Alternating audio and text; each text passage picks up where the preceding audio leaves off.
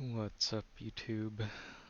This is JK Lollings. I am continuing my journey of collecting and opening uh, old Warlord Saga of the Storm starter product.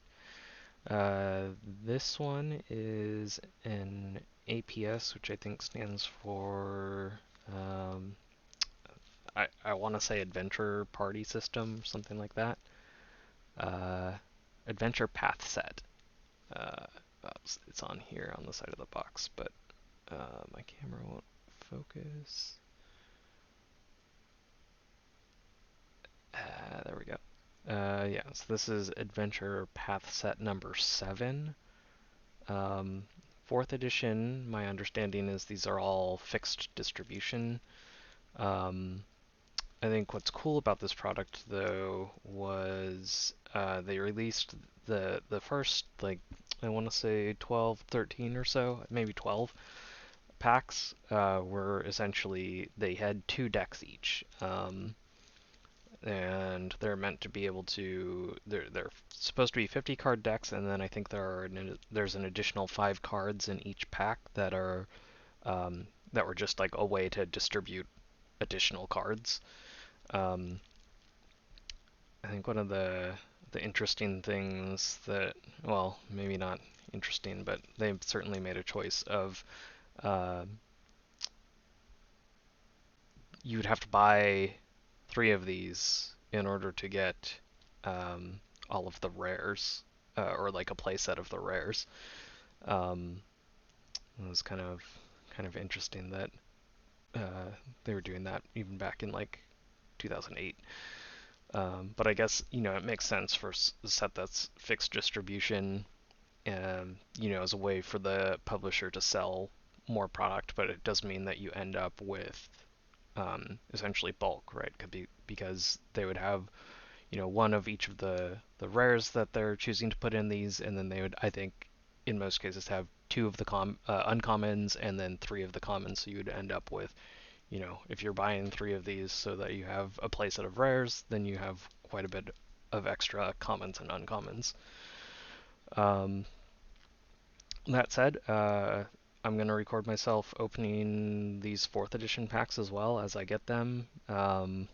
Because yeah, I want to crack them for myself to add them to my collection, and I figured I'd just upload an additional source. I know that there are some videos out there that um, people have opened these, and them being fixed, it's nothing too exciting to open. We're not gonna see how lucky I get, with opening something that has randomized distribution like a booster pack or the old starter decks, which had some random cards in them.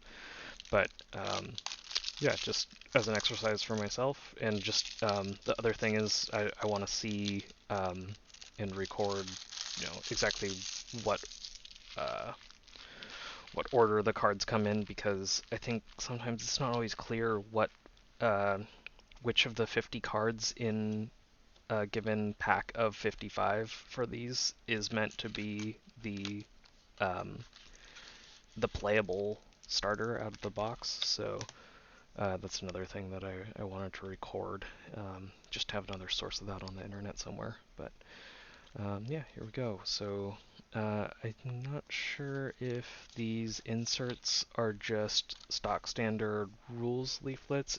That looks to be the case. Like, another thing that's a little disappointing to me about these products, it would have been nice if they included like the deck list that for these. So like, once you shuffle them into your collection, you could pull that back out very easily. Um, so it's a little disappointing that they don't have that. And then the other thing that has been confusing to me about this product is that um, I don't think there's any indication of what the intended starting uh, starting army or formation is. So I guess you just kind of had to figure that out. Anyway, go through here, and I'll probably just keep this together as one video, opening Adventure Path set number 7. So let's start with Sigurdur here. This is a Dwarf Warlord.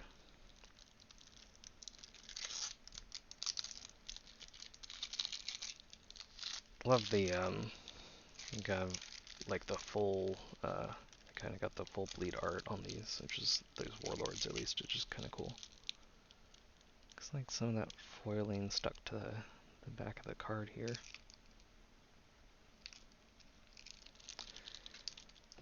Go through and maybe clean that up later. Alright. We got Sigurdur, that's our warlord. Got Blunder, he's an uncommon, so I would expect there to be 3. That is the case. We've got Fancy, this is an uncommon, I would expect maybe 2. Focus, it's another uncommon, got 2 of those. We have Grimmer, it's a rare. Holler, Halvarder, Hurl. So those were all rares and single copies. We have Ice Gargoyle, it's an uncommon, there's 2 of those. Noose, it's a common, so we got 3. Salvage, it's an uncommon, I'd expect 2. Sand-Scoured Gargoyle, I think 3 here, yep. Valdemar, it's a common, so there's 3. Krenthor's Club, it's a rare. We have an Accelerated Attack, that's another rare. We have an Uthanax Ring, that is also a rare. We have a Quiros of the Elements, also a rare. Create Golem, it's also a rare. We have Havatlan Stance, it's an uncommon. There's 1 of those. Interesting, I wonder if there's going to be another one in the back of the pack. We have a Beyond the Grave, 2 of those. Sudden Reversal, Singleton, uncommon. Potion of Vigor, 1, uncommon as well. Sandbox, uncommon, 1. Tiger Trap, 1 of those, also uncommon. I'm curious if those are going to be in either the back of this pack or in the other deck. We have a Lead by Example, Singleton. Final Blessing, 1 of those. Calm, 1 of those. Phalanx, 1 of those. A Wedge, 1 of those. We have a Spear, 2 of those. A Spiked Spalders, 1 of those. A Wildman's Mail, 1 of those. There's a Belt of the Bear, or Belt of Bear, 1 of those. A Potion of Strength, 1 of those. 1 Improvisation. Okay, so there's a second Spiked Spalders. You have Jacob Windrider, this is a Mercenary, but I am not sure that it's intended to be part of the deck. We have a Nyla Silvertongue. Same thing there. Azalot Il Dawood. We have a Shirti. And we have a Forest People. Yeah, so obviously like the two chosen characters at the end there, I would not expect them to have intended those to be played in this deck. Because there's my understanding is the loyalty rules at this point would mean that these would come into play stunned, which doesn't seem great. So I think, yeah, these are just essentially an extra 5 cards at the back. You could play these mercenaries here. I think the rules around mercenary are that you can play them out of faction. Could be wrong about that, but it's my understanding of the rules at this point in time. So I suppose you could play those in here. Um, I mean, you could technically again play the chosen characters, but I think it's probably not optimal. And I think the idea is that you have your 50 card deck here, and this is essentially your starter deck that can be played, out of the box. And then you have an extra 5 card slots dedicated to filling out some of you know, the distribution slots for this set that was, all fixed distribution cards. All right, so that is the dwarf deck, and we'll move over here to the mercenary one. This one I had seen and I'm a little confused about, but we'll flip through it and then see what's up.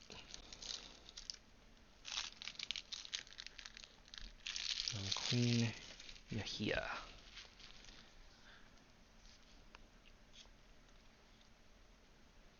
We have a flying carpet, which is a rare. We have a heart of embers, which is a rare. A shards, which is a rare.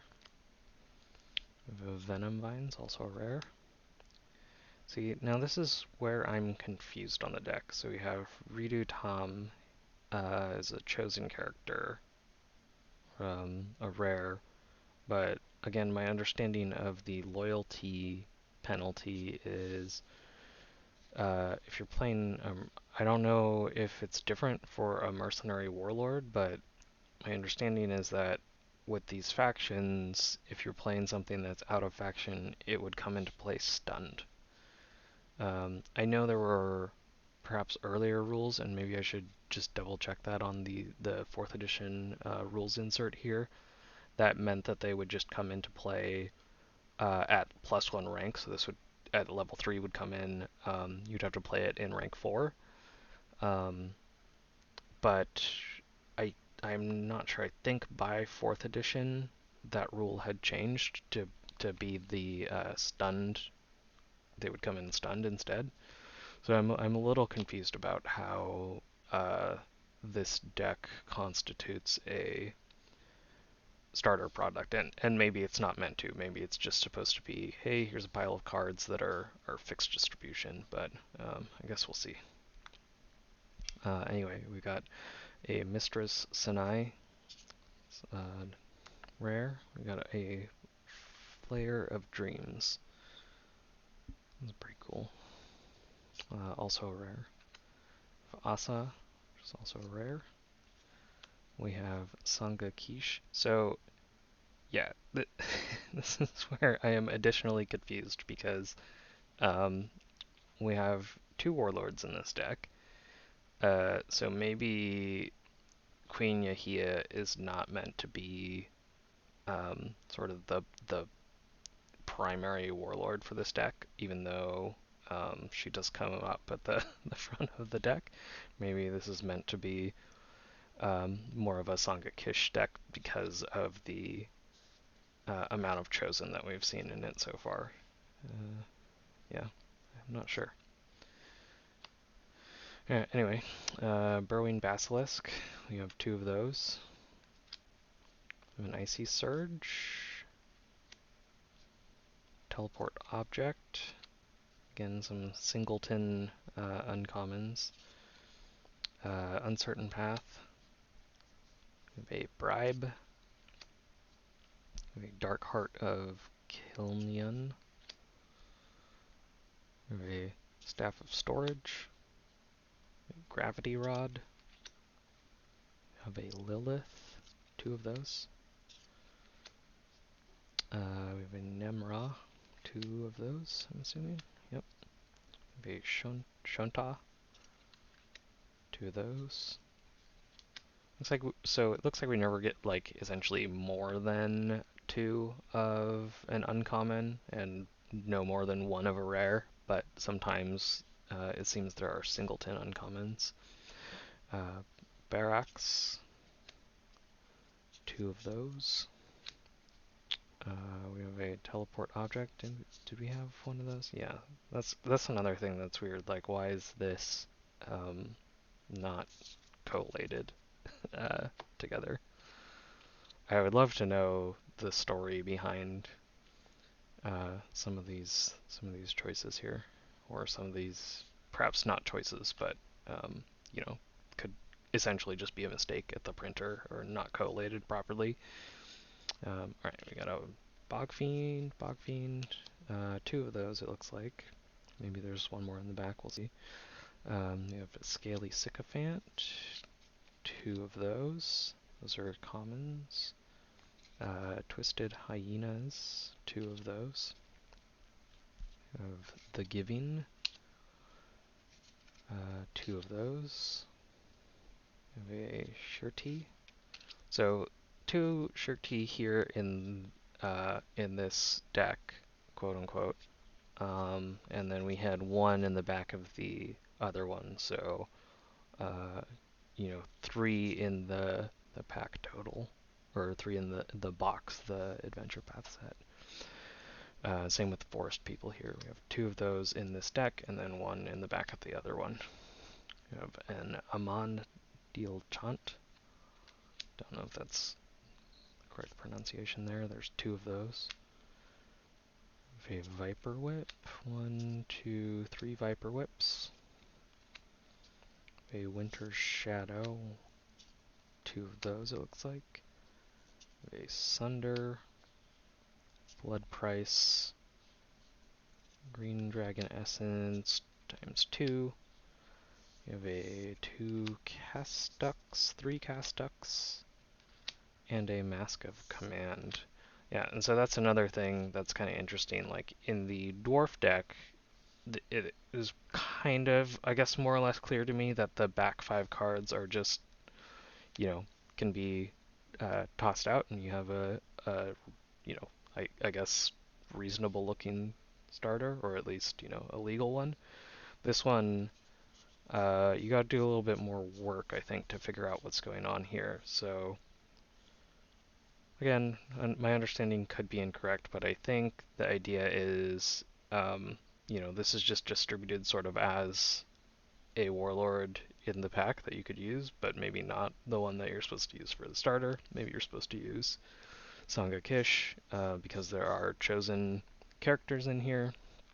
And then my understanding of the Mercenary rules is you can include mercenaries in your deck and they don't suffer a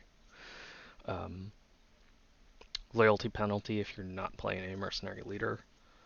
And then, maybe that's just supposed to be your primary Warlord there. But then, if that's the case, what are the other 5 cards? Is it just these right here at the front that are not supposed to be part of the deck, maybe? Maybe that makes sense because they're, well, I don't know, because they're wizard items and spells, so it seems reasonable to include them. He's also a wizard.